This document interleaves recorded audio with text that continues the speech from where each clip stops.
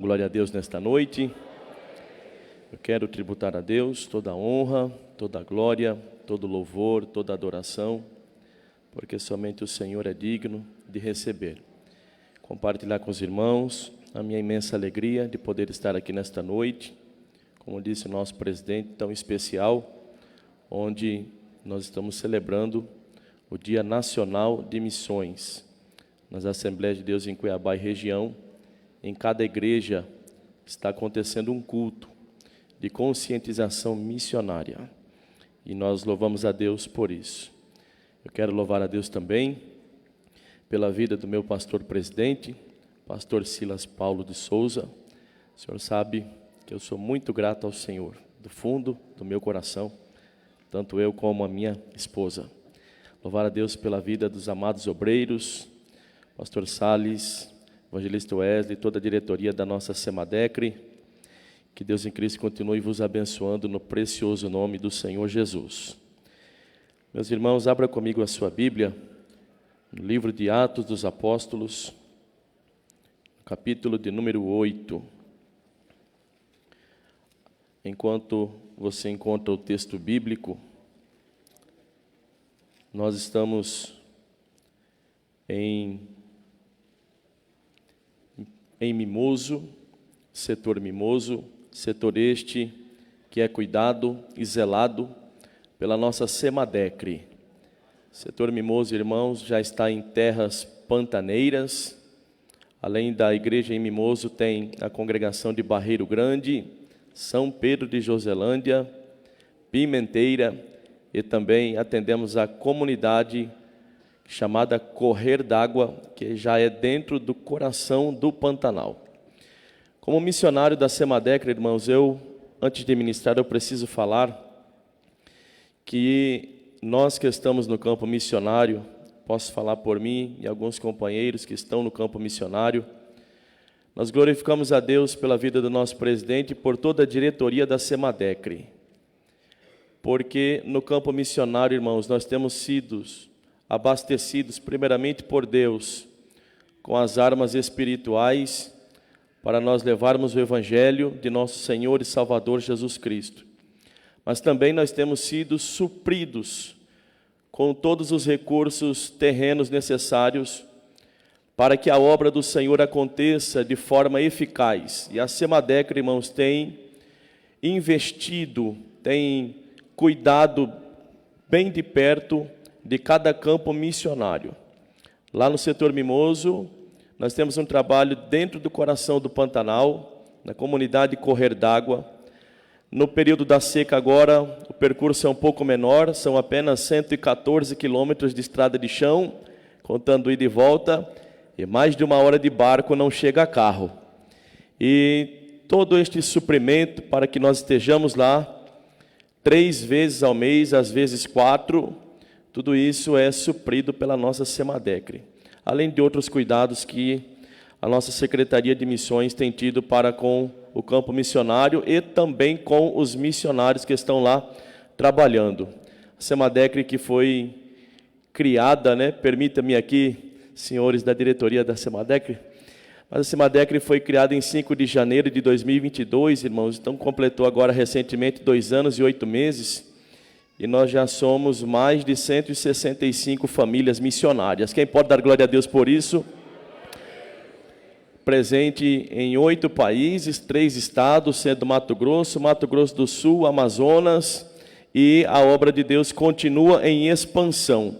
Se alguém falar em avivamento, nós podemos dizer que a Igreja do Senhor Jesus em Cuiabá está de fato vivendo o verdadeiro avivamento bíblico. O avivamento bíblico, ele envolve salvação de almas e a expansão do trabalho missionário nas igrejas. Amém, irmãos? Atos dos Apóstolos, capítulo de número 8, versículo de número 26, diz a palavra do Senhor. E o anjo do Senhor falou a Filipe, dizendo: levanta-te e vai para a banda do sul, ao caminho que desce de Jerusalém para Gaza, que está deserto. Levantou-se e foi. E eis que um homem etíope, eunuco, mordomo-mor de Candace, rainha dos etíopes, o qual era superintendente de todos os seus tesouros e tinha ido a Jerusalém para a adoração, regressava e, assentado no seu carro, lia o profeta Isaías. E disse o Espírito a Filipe: chega-te e ajunta-te a esse carro. E correndo Filipe, ouviu que lia o profeta Isaías e disse: entendes tu o que lês? E ele disse: como poderei entender se alguém me não ensinar? E rogou a Filipe que subisse e com ele se assentasse. E o lugar da escritura que lia era este: foi levado como ovelha para o matadouro, e como está mudo o cordeiro diante do que o tosquia, assim não abriu a sua boca. Na sua humilhação foi tirado o seu julgamento.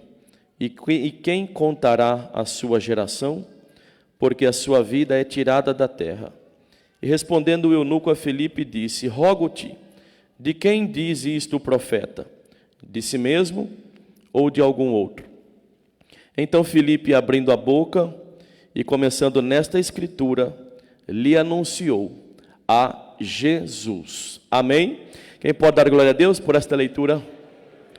Amados irmãos, o livro de Atos dos Apóstolos, como é do conhecimento de todos nós, foi escrito pelo evangelista Lucas. Lucas, que além do livro de Atos, escreve também o evangelho que leva o seu nome, o Evangelho do Senhor, escrito por Lucas. Quando nós lemos o livro de Lucas, também depois lemos o livro de Atos dos Apóstolos, nós vamos perceber que Atos dos Apóstolos é uma continuação do Evangelho que Lucas escreveu. No Evangelho que Lucas escreve, ele vai esmiuçar, numa riqueza de detalhes, o ministério de nosso Senhor Jesus Cristo. Quando ele inicia o livro de Atos, ele faz o encerramento, ou pelo menos escreve sobre o encerramento do ministério terreno de Jesus, e agora começa a descrever o início do ministério da igreja. Quando nós lemos o livro de Lucas e o livro de Atos, nós podemos ver que Atos dos Apóstolos, como ministério da igreja em ação, é um espelho, é um reflexo daquilo que foi o ministério do Senhor Jesus, como Lucas escreve no Evangelho. Quando nós lemos o livro de Lucas, nós vamos perceber que o Senhor Jesus, para iniciar o seu ministério aqui entre os homens, o seu ministério terreno, ele foi cheio do Espírito Santo. Lucas capítulo 3, a Bíblia nos diz que o Senhor Jesus, tendo saído das águas do Jordão ao ser batizado por João Batista, ele faz ao Senhor uma oração. A Bíblia diz que o céu se abre e Deus diz dos altos céus: este é o meu filho amado, em quem eu me comprazo. Naquele momento foi visto descer sobre Jesus o Espírito de Deus em forma corpórea como de uma pomba. A igreja também, no livro de Atos dos Apóstolos, capítulo 2, inicia o seu ministério, ou dá prosseguimento ao ministério de Jesus, com a descida do Espírito Santo de Deus. Quando nós lemos o livro de Lucas, no seu capítulo de número 4, nós vemos que num dia de sábado, o Senhor Jesus Cristo entra dentro da sinagoga, e ele recebe o livro, e quando ele abre o livro, diz a Bíblia que ele acha o lugar que está escrito pelo profeta Isaías, e a leitura que ele faz é esta: o Espírito do Senhor é sobre mim, pois que me ungiu para evangelizar os pobres, enviou-me a curar os quebrantados do coração, a apregoar liberdade aos cativos, a dar vista aos cegos, a pôr em liberdade os oprimidos, a anunciar o ano aceitável do Senhor. Quando nós lemos o livro de Atos dos Apóstolos, no capítulo de número 2, na descida do Espírito, a igreja é cheia, e cada um começa a falar em outra língua, conforme o Espírito Santo lhes concedia que falassem. Alguém que estava lá do lado de fora, sem entender, vai fazer a afirmação de que os discípulos que ali estavam cheios de mostos ou embriagados de vinho, sendo as 9 horas da manhã. Quando Pedro ouve isto, a Bíblia diz que ele se coloca de pé e diz: varões judeus e todos os que habitais em Jerusalém, seja-vos isto notório, escutai as minhas palavras. Pedro começa agora a dizer aos que estavam de fora que aquilo ali não era fruto de embriaguez, mas que era fruto de uma promessa que Deus havia falado pelo ministério do profeta Joel, que nos últimos dias ele derramaria do seu espírito sobre toda a carne. Os vossos filhos, vossas filhas profetizariam, os vossos jovens teriam visões, os vossos velhos teriam sonhos. E então a igreja começa a exercer o seu ministério na unção do Espírito Santo e na exposição da palavra do Evangelho de nosso Senhor Jesus. Quando nós lemos o livro de Atos dos Apóstolos, no capítulo 1, o versículo 8, o Senhor Jesus deixa uma recomendação muito clara. A recomendação no versículo 8 é que ao receber a virtude do Espírito, ao receber a autoridade, o poder do Espírito, os discípulos deveriam pregar em Jerusalém, mas também sair de Jerusalém e pregar na Judeia, Samaria e também nos confins da terra. Mas quando nós lemos o livro de Atos capítulo 2, eles recebem o Espírito Santo e permanecem em Jerusalém. Em Atos capítulo 3, Pedro e João curam aquele coxo na Porta Formosa, nas portas do templo que está em Jerusalém. Atos dos Apóstolos capítulo 4, a igreja está sendo impedida de pregar o Evangelho, eles oram a Deus pedindo intrepidez e ousadia para pregar a palavra, recebem mais uma vez a descida do Espírito como renovo para a igreja, mas eles permanecem dentro de Jerusalém. Atos dos Apóstolos capítulo 5, Ananias e Safiras mentem ao Espírito Santo e eles morrem dentro de Jerusalém. Atos dos Apóstolos capítulo de número 6, a Bíblia diz que a igreja está crescendo em Jerusalém, separam-se os primeiros diáconos para a igreja, mas a igreja permanece dentro de Jerusalém. Atos dos Apóstolos capítulo de número 7, diz a Bíblia que Estevão prega para o Sinédrio e ele morre apedrejado nas portas de Jerusalém. Mas a recomendação era que ao receber a virtude do Espírito, a igreja deveria pregar além de Jerusalém, mas também Judeia, Samaria e nos confins da terra. Mas a igreja que está cheia do Espírito Santo, ela não atende o chamado do Senhor Jesus. É por isso que em Atos dos Apóstolos capítulo 8, diz a Bíblia que por permissão divina, rebenta-se uma grande perseguição contra a igreja, de sorte que os discípulos foram dispersos, e as 2 primeiras cidades que ouvem o Evangelho é justamente Judeia e Samaria, como havia sido determinado pelo Senhor Jesus Cristo. O Senhor Jesus disse: vocês vão precisar sair de Jerusalém, porque tem um povo esperando vocês na Judeia, tem um povo lhes aguardando em Samaria, e tem muitos povos vos aguardando em todos os confins da terra. Quando nós lemos isto na Bíblia Sagrada, nós somos compungidos, irmãos, pelo Espírito Santo de Deus, a fazer uma reflexão. Nós estamos hoje celebrando o Dia Nacional de Missões, um culto de conscientização missionária, um culto para trazer a memória da igreja, para trazer a memória do povo de Deus, que nós temos uma missão, e que esta missão ela não pode ser interrompida, nem tampouco negligenciada, porque quem comissionou a igreja foi o próprio dono do reino, foi o próprio Senhor Jesus Cristo, que deu a sua vida em sacrifício, em cheiro suave, aceito por Deus, na cruz do Calvário. E a missão para a igreja, ela vai além da responsabilidade, porque se fazemos missões apenas por responsabilidade, provavelmente nós não vamos resistir dentro do campo missionário. Mas quando nós entendemos que a missão, ela está além de uma responsabilidade, a missão é uma forma de a igreja expressar a Deus gratidão pela salvação da sua alma. O missionário, irmãos, quando ele está no campo, ele entende que ele está ali muito mais do que por uma responsabilidade.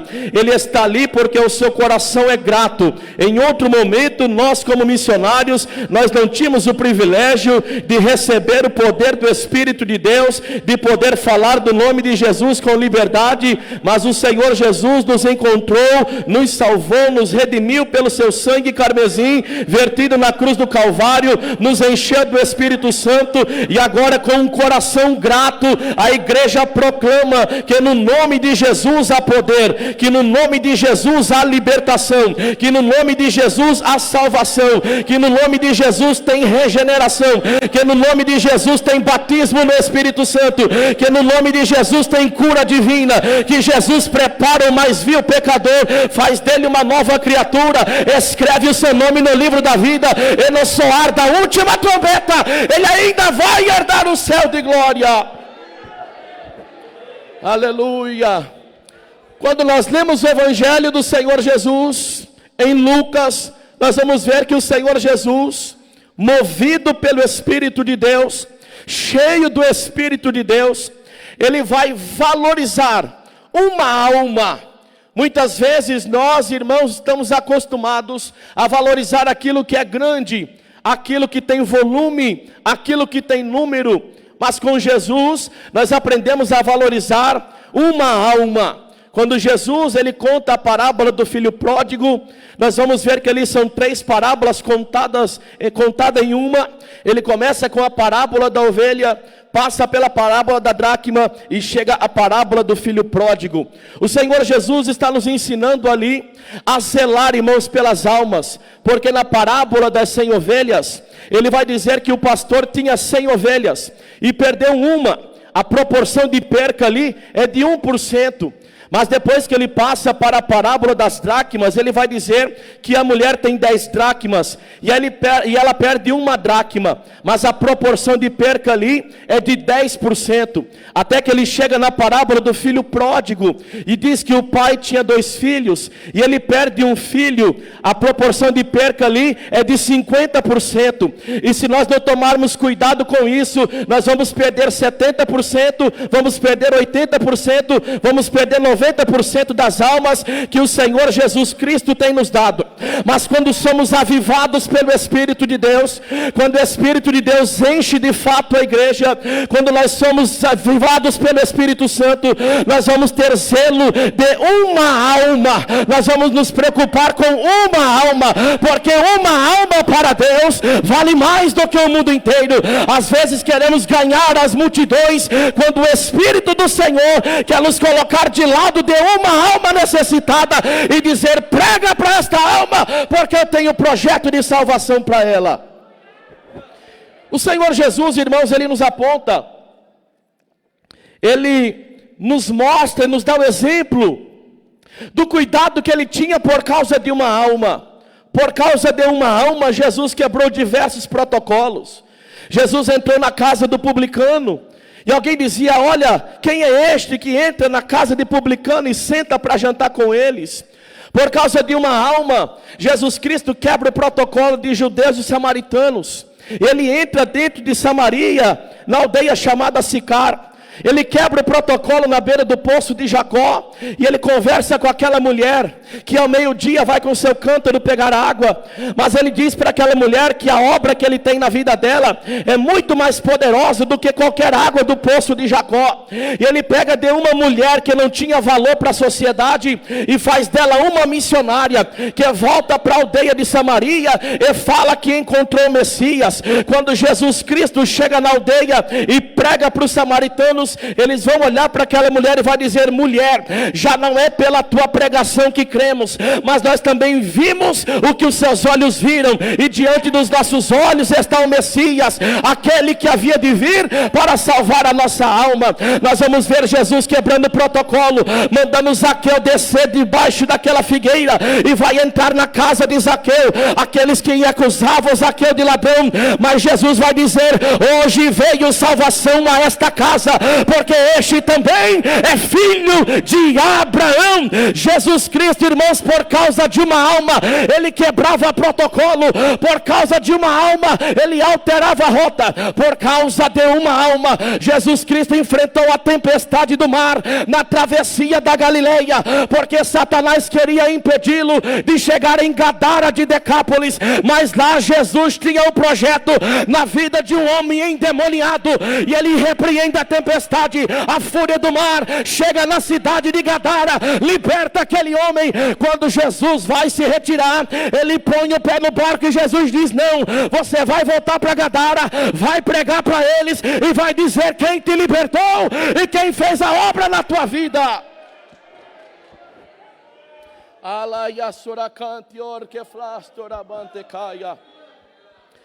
Quando nós chegamos em Atos dos Apóstolos, nós vamos ver o reflexo de Jesus na igreja. Quando nós vemos o livro de Atos dos Apóstolos, nós vamos ver que por inúmeras vezes o Espírito de Deus, ele encheu um dos seus servos e tirou-os da multidão para pregar para uma alma. Quando nós lemos o livro de Atos dos Apóstolos, no capítulo de número 10, a Bíblia diz que Pedro está em oração e em jejum. O anjo do Senhor aparece para Pedro em visão. Pedro vê um lençol que desce do céu, que está cheio de animais, as quais Pedro classifica como impuro. E Deus vai dizer: Pedro, você está vendo isto aí? Mata e come. Pedro vai dizer a Deus: Senhor, jamais eu farei isso, porque coisa imunda não vai entrar na minha boca. Deus vai olhar para Pedro e vai dizer: Pedro, não chame de imundo aquilo que eu purifiquei.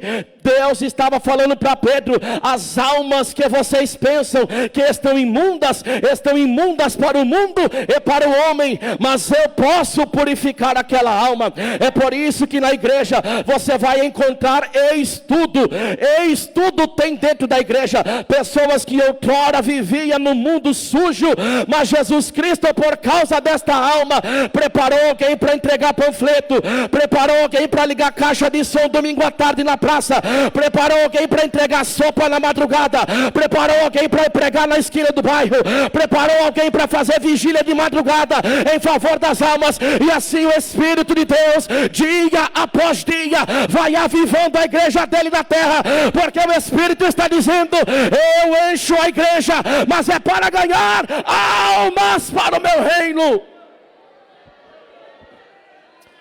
Oh, irmãos, e eu vejo na Bíblia o Espírito de Deus alterar rotas, o Espírito de Deus alterar planos por causa de uma alma. Diz a Bíblia que Paulo e Silas, eles queriam descer para alguma região e foram impedidos pelo Espírito de Deus. E foram enviados, irmãos, para as regiões de Derbe e Listra, porque o propósito do Espírito era ganhar Lídia, que estava ali, vendedora de púrpura, para libertar aquela moça que estava possessa de um espírito adivinhador. O plano de Paulo e Silas era mas o Espírito alterou a rota e disse: não, você precisa ir aqui, porque eu tenho um projeto na vida de uma moça lá. E a igreja cheia do Espírito, ela anda sensível a esta voz.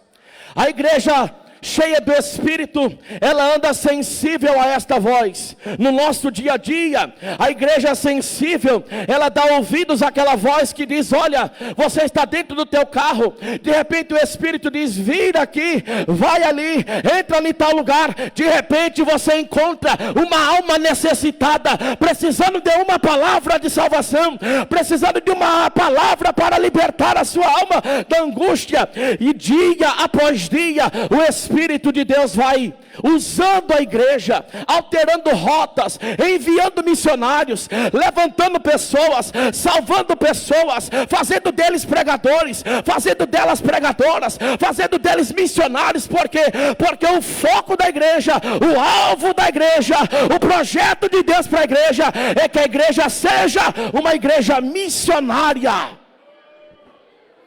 Todo avivamento gerado nos congressos, todo avivamento gerado nos fóruns teológicos, todos os avivamentos gerados dentro dos seminários, gerado nas confraternizações, gerado nas festividades de departamento, ele precisa ter como alvo final ganhar almas nos preparar para ganhar almas, porque eu vou estudar, porque eu vou ler livros, porque eu vou buscar de Deus na fonte, porque Deus quer me preparar para ganhar almas. Deus quer preparar você para ganhar almas. Todo crente foi chamado para ganhar almas. Para ganhar almas não precisa ninguém separar você, porque você já foi separado pelo Espírito de Deus para ganhar almas. Que nesta noite possa nascer no teu coração, ou incendiar o teu coração, uma chama missionária para que você ganhe almas. Quando a igreja perseguida, ela vai se dispersa, nós vamos ver que Filipe, ele chega à cidade de Samaria, ele ganha muitas almas, pelas mãos de Filipe, Deus opera sinais, maravilhas, e muitas pessoas creem no Evangelho.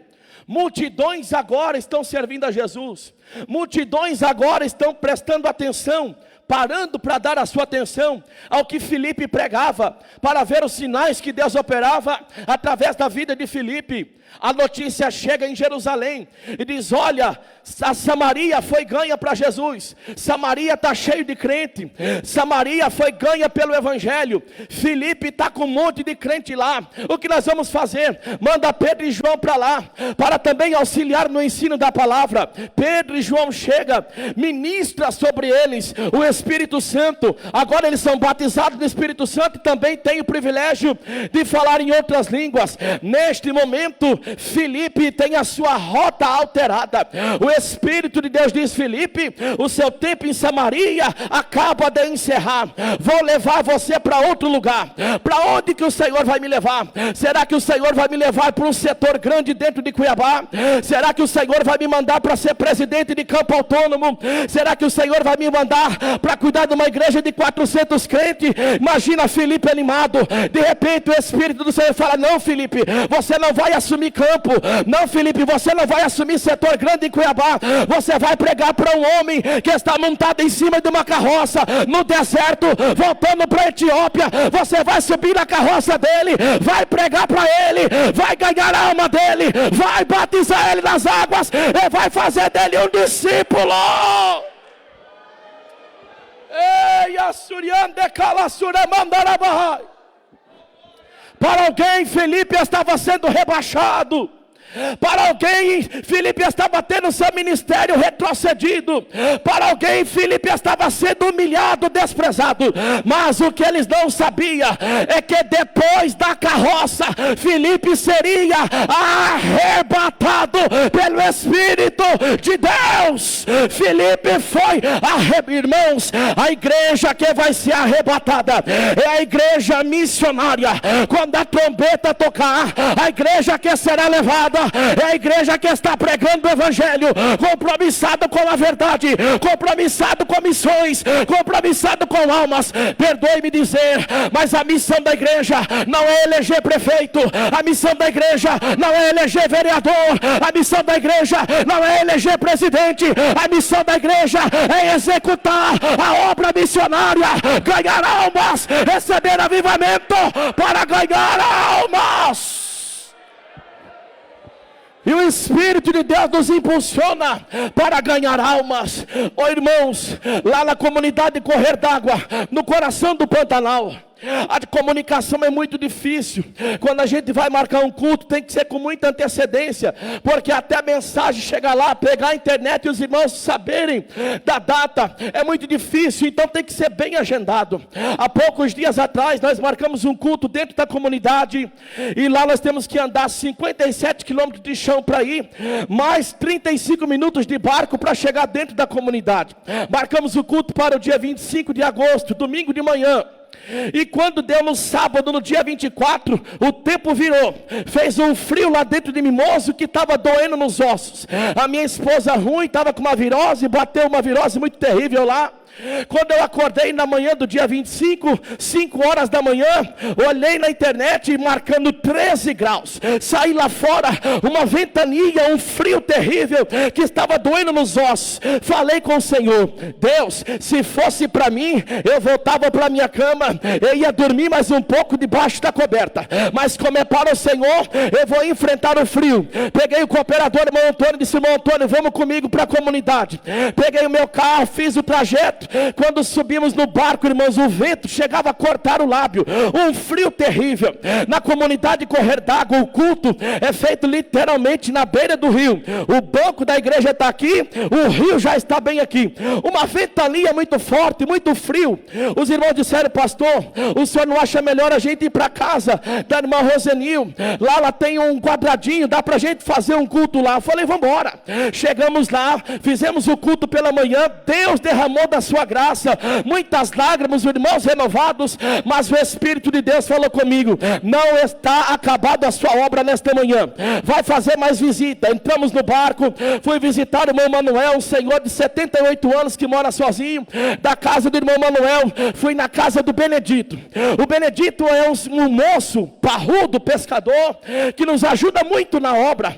Desde o princípio ele pega o barco, carrega a gente de um lado para o outro, ajuda a carregar material, ajuda a carregar os irmãos. Mas o Benedito nunca quis aceitar Jesus. Pregava para o Benedito: Benedito, Deus tem uma obra na tua vida. Não, hoje não. A hora que Deus tocar no meu coração, eu vou entregar a vida a Jesus. Tudo bem, mas continua vindo. Neste dia fui na casa do Benedito, frio, irmãos, o meu corpo doendo de frio. Entrei na casa do Benedito, abri a harpa cristã, começamos a louvar ao Senhor com o hino. Abri a palavra era Romanos capítulo 8. Portanto agora nenhuma condenação há para os que estão em Cristo Jesus, que não andam segundo a carne, mas andam segundo o Espírito. Comecei a pregar o evangelho para Benedito. Falei: Benedito, a obra na tua vida é grande. Quando eu estava pregando a palavra, o Espírito do Senhor falou comigo: fala para o Benedito que esta semana ele parou o barco no meio do Pantanal e disse: eu vou tirar a minha vida agora. Mas eu entrei pelo meio e não deixei o Benedito tirar a vida dele. Quando eu falei para o Benedito: Benedito, Deus te deu livramento de morte essa semana, você parou teu barco e ia tirar a tua própria vida. Ele disse: é verdade, pastor. Falei: pois é, Benedito, sabe o que é isso? É o projeto de Deus na tua vida. Jesus quer salvar a tua alma. Se entrega para Ele. Ele dobrou o joelho no chão chorando e se rendeu aos pés do Senhor Jesus. O que é isso? É o Espírito Santo que altera a rota. É o Espírito Santo que não tem sol, que não tem frio. Ele trabalha para ganhar a tua alma. Você pode ficar de pé comigo para nós orarmos ao Senhor?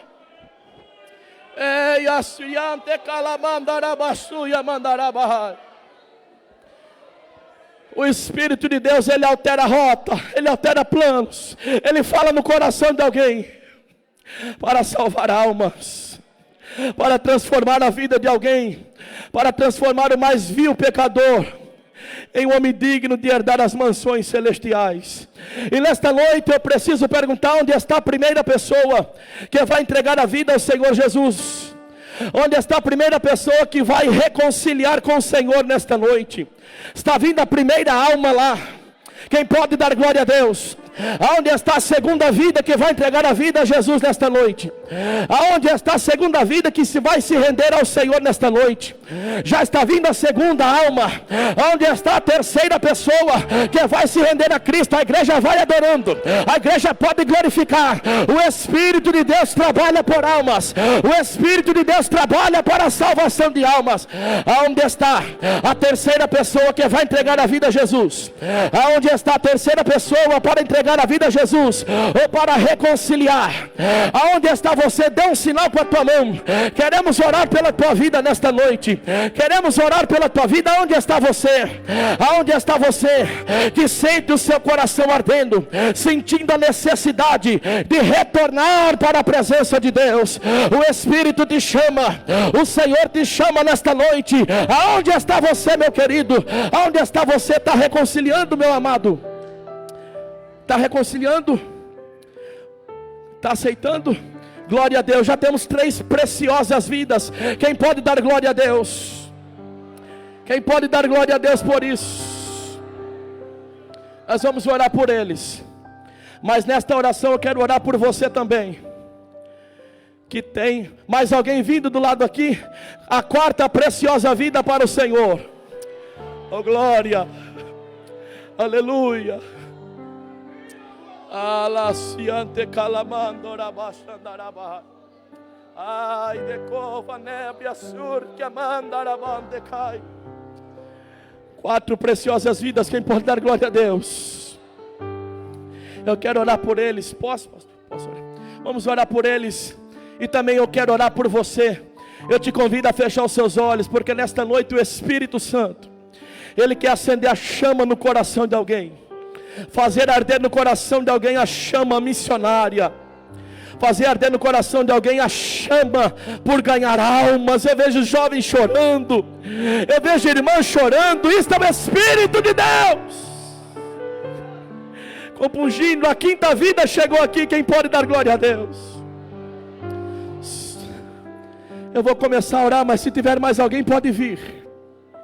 Soberano Deus, eterno Pai, Pai de nosso Senhor e Salvador Jesus Cristo, estamos diante da Tua presença, gratos ao Senhor, meu Deus, nesta noite, pelo privilégio que o Senhor nos concedeu, de nos reunirmos com o Teu povo, em Tua casa, para adorar ao Senhor, na beleza da Tua santidade. Nós te agradecemos, meu Deus, por tudo quanto ouvimos, pela palavra que o Senhor deste aos nossos corações, e pela Tua palavra, Senhor, aqui tem 5 preciosas vidas, que se renderam a Cristo, se decidiram ao Senhor nesta noite. Eu quero pedir ao Senhor que receba-os na Tua presença, perdoe os seus pecados, lava as suas vestes de salvação no sangue de Cristo, escreve o seu nome no livro da vida, e se o Senhor voltar ainda esta noite, que eles sejam contados entre o número dos salvos que irão herdar as mansões celestiais. Senhor Deus, eu oro pela Tua igreja em Cuiabá, para que esta chama do Espírito Santo permaneça acesa, para que esta chama, meu Deus, também se acenda no coração de alguém, para que o Senhor venha levantar ainda outros ceifeiros para a obra missionária. Os campos já estão brancos e nós já estamos no tempo da colheita. Senhor Deus, no meio desta multidão, o Senhor, pelo Teu Espírito Santo, pode separar missionários e missionárias para esta reta final da Tua igreja na terra. Pelo que eu te peço nesta hora, Espírito de Deus, enche o coração de alguém da Tua presença, da unção do Senhor, do Teu poder, da Tua glória. Enche o Teu povo nesta noite, compunge a Tua igreja, para que a Tua igreja permaneça sendo igreja missionária. Amém.